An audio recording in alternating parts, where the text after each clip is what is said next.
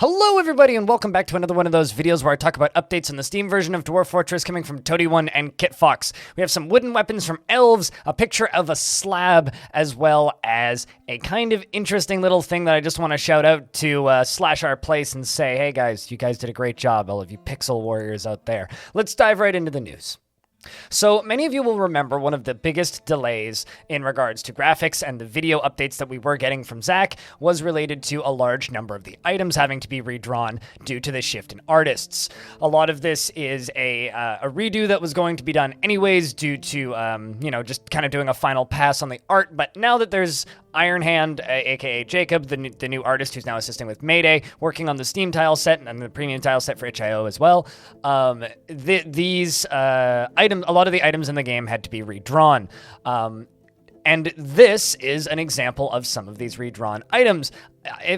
Back in the past, there was a couple screenshots of wooden weapons that popped up, but no comprehensive overviews like this one. So here we can see grown wooden weapons. So for those of you who don't know, in Dwarf Fortress, the elves don't craft weapons.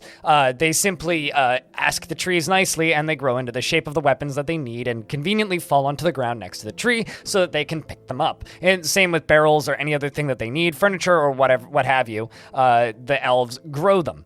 So essentially, these are plants that are grown into the shape of weapons. Now, these weapons, as you can see just by taking a glance at them, have that little detail. They all have tiny little leaves and sticks kind of sticking out of them. I really like that little detail. I think it's really nice. I kind of wish it was like a random spot where the little leaves would pop out, but, it's too much to ask for, frankly.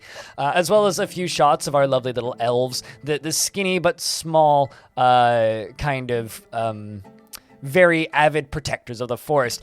Fun fact about elves, they are the only faction in the game when they invade you that don't intend to kill every single one of your population members. If they invade you, they're only there until they run out of arrows, and then they just run away, which I've always found as kind of like a fun little factoid. So if you can just hold out and make them waste their ammunition, they'll just leave, which is kind of interesting, versus every other faction where they will fight until the majority of them have died, which is a little bit darker in my opinion. Although that being said, the elves do like to ceremonially eat their dead as well as your dead after a large battle. It's kind of a religious rite that they have after defending the forests. Let's move on to the next screenshot, shall we? This is a screenshot of a Granite memorial to Kel. And this Granite memorial, apparently Kel passed away, unfortunately, in a drowning trap that Zach was working on and never noticed the body, so then had to come back later and place a slab for them. This is, I think, the first time we've seen a slab. We've seen coffins before, but we haven't seen a slab. So if a dwarf dies and you're unable to access the body to put them in a proper coffin, you have to make a slab and dedicate the slab to them, essentially making a gravestone for them. Otherwise, the ghost may come back to haunt you. So this is a superior quality memorial to Kel. The slab reads, "In the memory of Kel." The slab reads, "In the memory of Kel, born in the year 57, bled to death and slain by the dwarf Mincot in the year 185, the creator of Spirit Crushes, which is an artifact, a loving mother, and lover of crowns." Crowns were her favorite object. How sad. Another thing I'd like to point out is these bins are actually new. They were drawn by Jacob, Iron Hand, the most recent addition to the team. And I just wanted to say that I think that the variations in the little colors look lovely. It's an example of one of the previous posts of various wood color variations. Anyway, I do really like the way that the bins look. They're a nice change instead of being identical to stairs in the current game. And just kind of looking at these two screenshots, I just kind of want to ask, what do you think of the elven weapons? I think that they look really, really nice, frankly. And this memorial fits into the current UI aesthetic, just like all of the other UI has. It's just kind of like these drop-down menus and everything fits into this nice little box.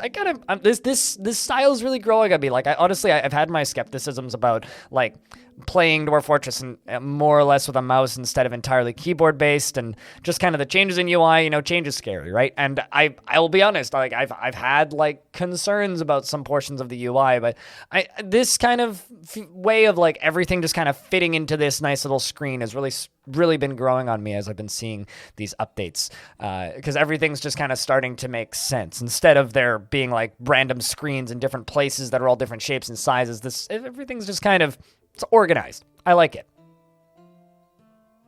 I'd love to hear your comments down below of what you think of these two screenshots. But all of that being said, thank you very much for watching this video. If you would like to hear more of my voice, I'm streaming a brand new Haunted Fortress today, which I'll be starting probably around 10:30 a.m. Pacific time. So if you're interested in watching me stream a little bit, today's maybe a good day to tune in. Links down in the description. That being said, if you want to support this channel and see more videos like this, I have a Patreon. You can see my patrons on the screen right now, and there's more videos like this on my YouTube channel than you could reasonably watch in a lifetime. Thank you very much for watching this video, and I'll see you in the next one.